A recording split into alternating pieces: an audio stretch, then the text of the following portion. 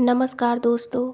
यह भूतिया घटना रोशनी जी के साथ घटी थी और अब आगे की कहानी मैं उन्हीं के शब्दों में जारी रखूंगी। तो चलिए बढ़ते हैं आगे कहानी की ओर।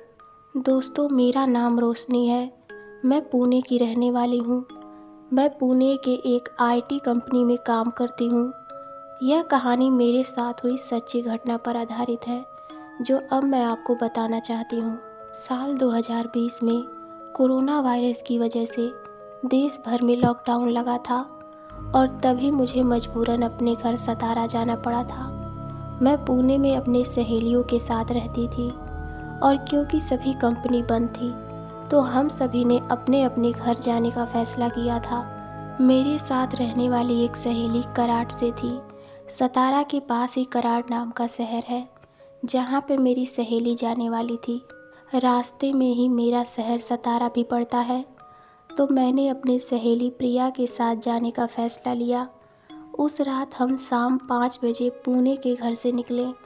प्रिया की कार थी जिससे हम जा रहे थे। वैसे तो पुणे में काफ़ी ट्रैफिक होता है, लेकिन लॉकडाउन की वजह से ट्रैफिक बहुत कम था। करीब शाम के 7 बजे तक हम दोनों पुणे शहर से बाहर निकले थे। हम वैसे काफ़ी खुश थे क्योंकि काम से अचानक छुट्टी मिल गई थी। खैर, रात के 8:30 बजे हम खंडाला के यहाँ खाना खाने के लिए रुके थे। मुश्किल से एक होटल खुला था।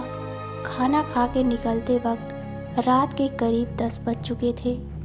वहाँ होटल के पास एक आदमी ने हमसे कहा था कि खंडाला के आगे का घाट प्रेतबाधित है और रात को सफ़र करते वक्त हम चौकन्ना रहें। हम दोनों भूत प्रेत पे विश्वास नहीं करते थे, तो हमने उनकी बात पे ज़्यादा गौर नहीं किया। जल्द ही हम खंडाला के आगे वाले घाट पर आए थे और वहाँ पे ट्रैफिक एकदम ना के बराबर था। वैसे तो ये नेशनल हाईवे है, लेकिन गाड़ियाँ काफ़ी कम थी। हम गाने सुनते हुए जा रहे थे कि तभी अचानक प्रिया को बाथरूम के लिए जाना था। अब इस घाट पे कहाँ से ढूंढे बाथरूम, तो मैंने उसे घाट पे ही कोने में जाने के लिए कहा। वो बाथरूम के लिए थोड़ा आगे झाड़ियों में गई और मैं भी थोड़ा हवा खाने के लिए गाड़ी के बाहर खड़ी थी। तभी अचानक मेरी नज़र आगे के रास्ते पे गई। मुझे वहाँ पे कुछ दिख नहीं रहा था। मैंने जब ठीक से देखा तो मेरे तो रोंगटे खड़े हो गए। वहाँ रास्ते के बीचों बीच एक औरत खड़ी थी जो मुझे घूर रही थी। उस औरत को देखते ही पूरा माहौल बदल गया। अचानक हवा चलना बंद हो गया और पूरे घाट में एक अजीब सा सन्नाटा छा गया। पता नहीं क्यों, लेकिन मुझे काफ़ी डर लग रहा था। तभी प्रिया आई और वो भी काफ़ी सहमी हुई थी। मैंने कुछ न कहते हुए गाड़ी चलाना शुरू किया। अब वहाँ पे कोई भी औरत नहीं थी।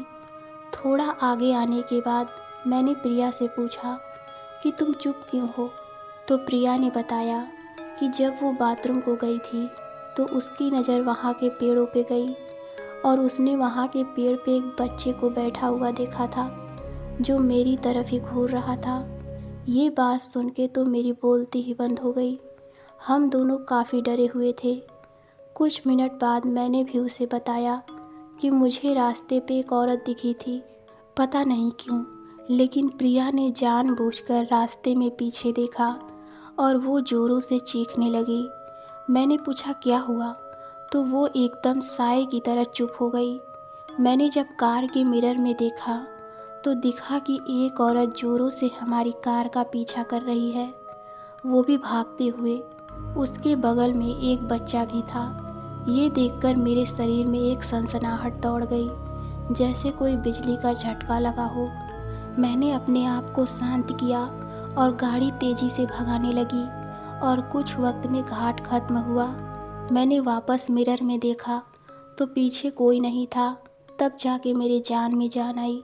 खैर, बाद में मैंने प्रिया को भी शांत किया और भगवान के गाने सुनते हुए हम घर आ गए। मैं वो रात कभी नहीं भूल सकती। तो दोस्तों, आपको ये कहानी कैसी लगी हमें कमेंट में ज़रूर बताइए। तो मिलते हैं अगली कहानी में। धन्यवाद।